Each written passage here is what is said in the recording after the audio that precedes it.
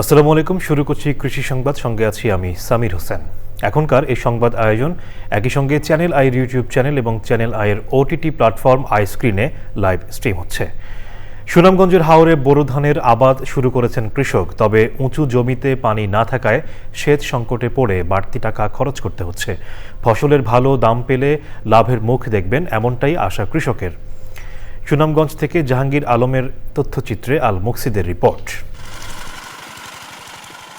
হাওরের অপেক্ষাকৃত উঁচু জমিতে বোরো ধানের চারা রোপণ করেছে কৃষক।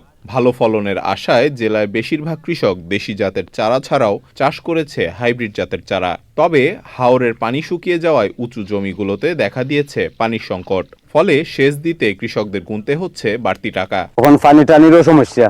এই পানি আগে তো এখন বাংলা চাইতা বিল খাইতা জো খাইতা ও ফরি আরো বিপদ। আমরা কৃষক এখন আমরা তো খেত রয়েরাম ইনশাআল্লাহ, যদি আল্লাহ দিয়া যায় সোনার ফসল ফলে আশা করছি বাচ্চা কাচ্চারা লেখাপড়া করাইমু, এখান থেকে আয় রোজগার করে আমরাও খাইমু। খারা গুদ্দা তারা পানি ছেড়ে দিলা, এক বিল তো আর বিলও পানি জাগিয়ায়।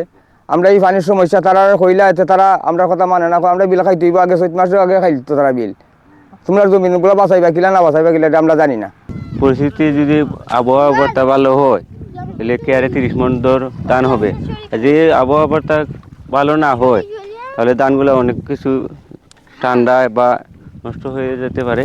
কৃষি সম্প্রসারণ অধিদপ্তর বলছে এবছর 2,23,505 হেক্টর জমিতে বোরো ধান আবাদের লক্ষ্যমাত্রা নির্ধারণ করা হয়েছে, যা থেকে 502 কোটি টাকার ধান উৎপাদন হবে।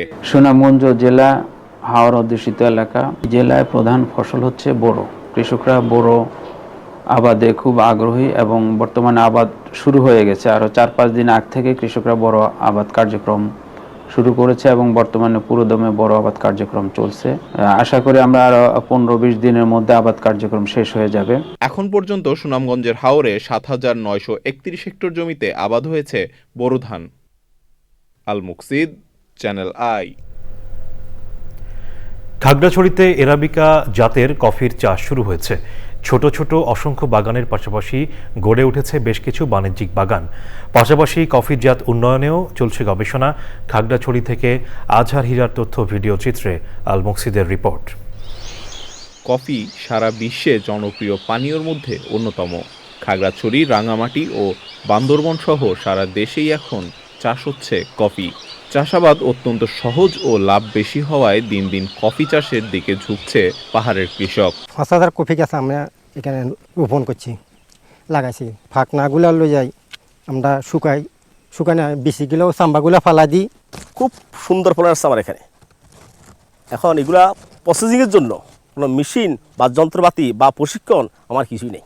ইতোমধ্যেই বাড়ি 1 এবং বাড়ি 2 নামে 2টি কফির জাত উদ্ভাবন করেছে কৃষি গবেষণা কেন্দ্র খাগড়াছড়ি। পাহাড়ের উপযোগী একটা ফসল, যেটাতে পানি কম লাগে, এটা একটা সুবিধা। আর একটা সুবিধা হচ্ছে যে এখানে বাড়তি কোনো জমির প্রয়োজন হয় না। পাহাড়ের ঢালে গাছের ছায়ায় যেসব জায়গাগুলোতে সাধারণত অন্য ফসল হয় না, সেখানে বাড়ি কফি 2, যেটাকে কফি আরাবিকা বলা হয়, সেটার চাষ খুব ভালো হয়। পার্বত্য অঞ্চলে কফি চাষাবাদ বৃদ্ধিতে কাজ করছে কৃষি সম্প্রসারণ বিভাগ।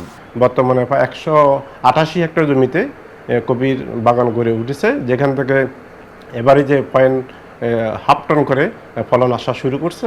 আমরা আগামী গাছগুলো যত ধীরে ধীরে বড় হবে, আমরা ফলন আরও বেশি পাবো এবং কৃষক আরও উদ্বুদ্ধ হবে এবং আরও ব্যাপক বাগান গড়ে উঠবে খাগড়াছড়ি জেলায়। পার্বত্য অঞ্চলের প্রতিটি পাহাড়ে কফি চাষ করতে পারলে দেশের চাহিদা মিটিয়ে বিদেশেও রপ্তানি করা যাবে বলে আশা করছে বাড়ির বিজ্ঞানীরা। আল মুকসিদ, চ্যানেল আই।